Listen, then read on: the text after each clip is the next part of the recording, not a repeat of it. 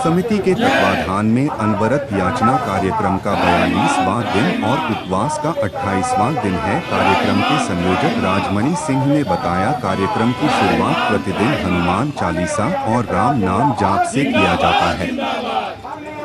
सभी शिक्षक अपने वेतन और अपने सम्मान की कामना के साथ लगातार 42 दिनों से हनुमान चालीसा का पाठ और सीताराम नाम का जाप कर रहे हैं। लगातार तो कैसा रहा है? असलियत में साजिश बड़ी गहरी हम लोगों के खिलाफ, इसलिए समय भी लग रहा है क्योंकि कई द्वार तोड़ दिए।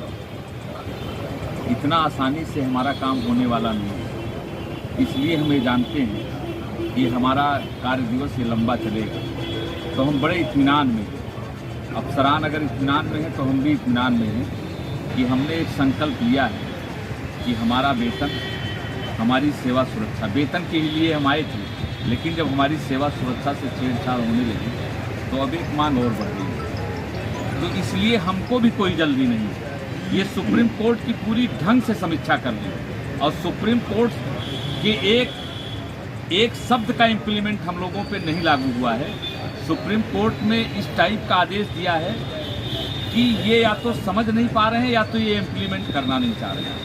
सुप्रीम कोर्ट ने 142 का इनको अधिकार दिया है। उसका मतलब ये है कि आप किसी भी तरीके से 142 का उपयोग वहीं किया जाता है जहां अधिकतम, जहां तक इन्फिनिटी जितना हो सके उनको सुरक्षा आप दीजिए, उनकी उतनी मदद करिए। लेकिन पता नहीं क्यों अफसरान हमसे नाराज हैं, क्योंकि उसी आदेश के तहत जो ये सेल्फी लगाते हैं, काउंटर लगाते हैं 1993 के बाद आज तक सभी एडहॉक टीचरों को एक श्रेणी में मानते हैं। लेकिन दुर्भाग्य की बात है कि 2000 के पहले के लोगों को ये वेतन देते हैं और 2000 के बाद के लोगों को वेतन नहीं देते। जबकि शासन से पत्र जारी होता है 16/11 के कितने तदर्थ शिक्षक हैं, पूरे प्रदेश में 126 शिक्षक इनको प्राप्त होते हैं और उन्हीं को ये वेटेज देते हैं और किसी को वेटेज भी नहीं देते। उसके बाद ये कहते हैं सुप्रीम कोर्ट का मैंने इम्प्लीमेंट कर दिया है। गजब का ये मुख्यमंत्री जी को गुमराह कर रहे हैं और हमें लगता है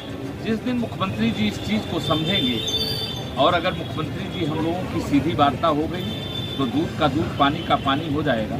हो सकता है समय लग रहा है, लेकिन हमको तो लगता है हम बजरंगबली जी के शरण में हैं। दो ही प्रमुख लोग हैं, एक शक्तिमान सत्ता के शरण में हैं और उत्तर प्रदेश की एक सत्ता है जिसको योगी आदित्यनाथ जी चलाते हैं। हम दोनों लोगों की तस्वीर लगा करके याचना कर रहे हैं। निश्चित हमको ये विश्वास है कि हमारी बातें मानी जाएंगी और हम ही सच साबित होंगे, ये ऐसा मुझको प्रतीत हो रहा है। क्योंकि अभी तक तो ये कहते थे आप कुछ नहीं है, लेकिन आज ये 13 महीने का वेतन हमको निर्गत करने के लिए इन्होंने सहमति व्यक्त कर दी है।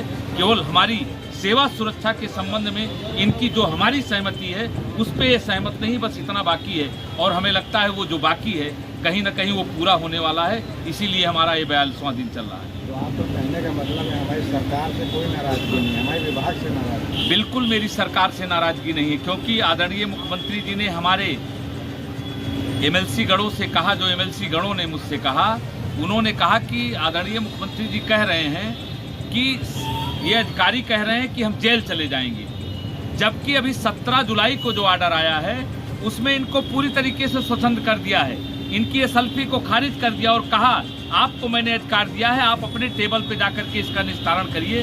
तो हमारा ये विश्वास जग जाता है कि महाराज जी को भी समझना चाहिए, कहीं इस आदेश का कहीं इनके ऊपर इम्प्लीमेंट इस तरीके का नहीं होना है, इनको जेल जाना पड़े। ये केवल सिर्फ सरकार को बदनाम करना चाहते हैं और ख़ास तौर से हमारे महाराज जी को बदनाम करना चाहते हैं। नहीं तो अब तक हमारी समस्या का निस्तारण हो जाता और सब बम बम रहता। आदरणीय मुख्यमंत्री जी के ऊपर ये सब एक बदनुमा दाग लगाना चाहते हैं कि ये 1400 तदर्थ शिक्षक रोड पे आ जाएं, जिससे कि इतनी महत्वपूर्ण सरकार और जिस तरीके से आदरणीय योगी आदित्यनाथ जी ने अभी तक सरकार चलाई है, एक भी अंश उनके हिस्से में ये नहीं गया है जो कहीं से कोई नुकसान हुआ हो। सब बम बम है और ये तदर्थों का भी मामला अगर बम बम हो जाएगा तो महाराज जी को जो यश प्राप्त होगी वो महाराज जी जानते हैं, क्योंकि 1400 परिवार का ये अधिकारी लोग वध कर देना चाहते हैं। कौन से अधिकारी वो हैं जो सरकार की बातें नहीं मान रहे हैं और शिक्षकों को लगातार परेशानी की ओर ले रहा है? हमको बैठक में लगा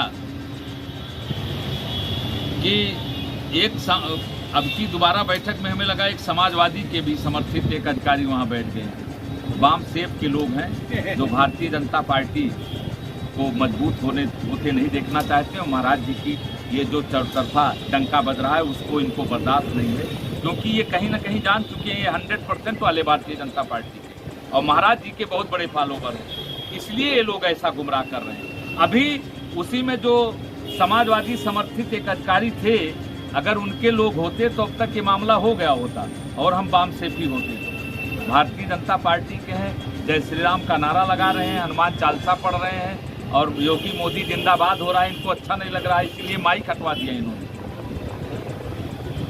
आप क्या कहना चाहेंगे? हम यही कहना चाहेंगे महाराज जी इनको बीच से हटाइए, हमारी आपकी सीधी वार्ता हो, हमारी सुनिए। मैं सुप्रीम कोर्ट की व्याख्या करता हूँ, मेरी समस्या है, मैं जितना समझ सकता हूँ अफसरान नहीं समझेंगे, क्योंकि उनका बैठे बैठे सीट के नीचे से माल आ जाता है, कहीं कोई दिक्कत नहीं है। महाराज जी ईमानदार हैं, महाराज जी बुद्धिमान है और महाराज जी अपने विवेक से काम लेते हैं और लेना भी चाहिए। तदर्थ के मुद्दों पे महाराज जी को सीधी वार्ता करना चाहिए।